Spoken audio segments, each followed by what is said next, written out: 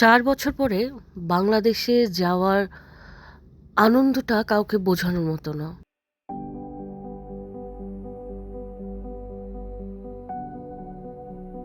আপনি যাচ্ছেন আপনার দেশে, আপনার প্রিয় মানুষের মুখগুলো দেখবেন, ওটার একটা অনুভূতি অন্যরকম। আমি আমার ফ্যামিলি নিয়ে 4 বছর পরে বাংলাদেশে, আমার নিজের দেশে, আমার নিজের পরিবারের কাছে যাচ্ছি। আমি আমার মা বাবা, আমার ভাই আমার সাথেই থাকে যেহেতু দুবাইতে, আমার বোনের মেয়ে, আমার শাশুড়ি, ননদ, ওনাদেরকে আমি 4 বছর ধরে দেখি না। যদিও ফোনে বার্তা, ভিডিও কল এগুলো হয়, বাট সামনাসামনি অনুভব করা। বাংলাদেশে শুধুমাত্র আমার শাশুড়ি আর আমার ননদ জানে আমি যাচ্ছি। তাদেরকে দেখার ফিলটাও আমার কাছে অনেক ভালো লাগবে, যেহেতু এতদিন পর সবার সাথে দেখা হচ্ছে। আমার ছোটো ভাই আগেই চলে গিয়েছে অ্যাজ এ প্রি প্ল্যান্ড। ও কাউকে বলেনি। আমি বাসায় ডিরেক্ট গিয়ে সারপ্রাইজ দেব। ও এয়ারপোর্টেও আসবে না আমাকে নিতে। বাংলাদেশে ল্যান্ড করছে, এটার ফিলই আমার কাছে অন্যরকম লাগছে। এতদিন পর নিজের দেশকে দেখছি, এত সামনাসামনি, নিজের দেশের হাওয়া, নিজের দেশে নিঃশ্বাস নেওয়া, প্রাণ ভরে নিঃশ্বাস নেওয়া, এটা কাউকে বলে বোঝানোর মতো না। প্রথমে আমি রেডি হয়ে, একটু ফ্রেশ হয়ে রেডি হয়ে তারপর পুরান ঢাকার উদ্দেশ্যে রওনা দিব। ওয়েট করতেছি লাগেজের জন্য। লাগেজ জানি না কখন আসবে ইমিগ্রেশন পার করে। তাড়াতাড়ি আসারই কথা।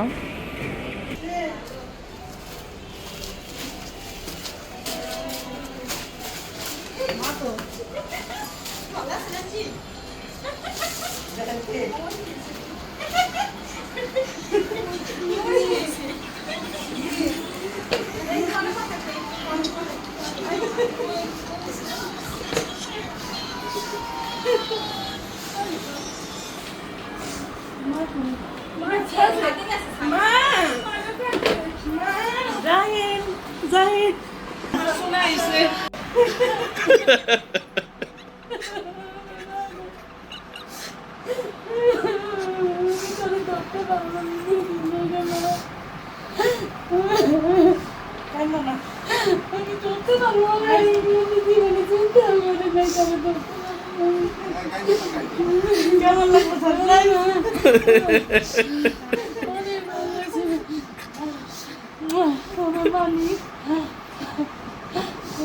कैसे गो वो कांदा ना रे कांदा से नहीं गो आयो बुआ बुआ बुआ तो কেমন লাগলো? কেমন লাগলো শাশুড়ি বলতেছি না মা সারপ্রাইজ তোমারই তো সারপ্রাইজ। আমার বাবাকে মিথ্যে কথা বলে বাসায় নিয়ে আসা হয়েছিল দুপুরবেলা।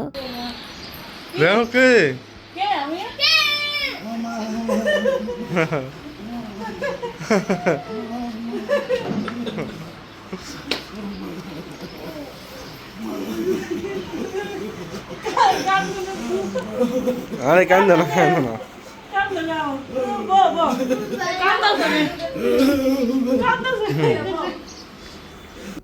আমি কখনোই আমার বাবাকে এভাবে কাঁদতে দেখিনি। এটা আমার এত বছর বয়সের প্রথম আমি তাকে হাউমাউ করে কাঁদতে দেখেছি। 4 বছরের অপেক্ষা, না দেখে থাকা নিজের সন্তানকে, হয়তো প্রত্যেকটা বাবা মার কাছে বা সন্তানের কাছে শাস্তির চেয়ে অন্য কিছু নয়। যারা কিনা প্রবাসে আছেন, বাবা মাকে রেখে, নিজের আপনজনকে রেখে বাইরে থাকেন, তারা এই কষ্টটা বুঝতে পারবেন। এই কষ্টটা কাউকে বোঝানোও যায় না, আবার বুকে চেপে রাখাও যায় না। আমার বোনের মেয়ে আমাকে সারাদিন ফোনেই থাকে আমার সাথে। সো ও আমাকে দেখে অবাক হচ্ছিল। সবাই দোয়া করবেন আমার জন্য, যাতে বাবা মার নিজের আপনজনের মুখে হাসি ফোটাতে পারি।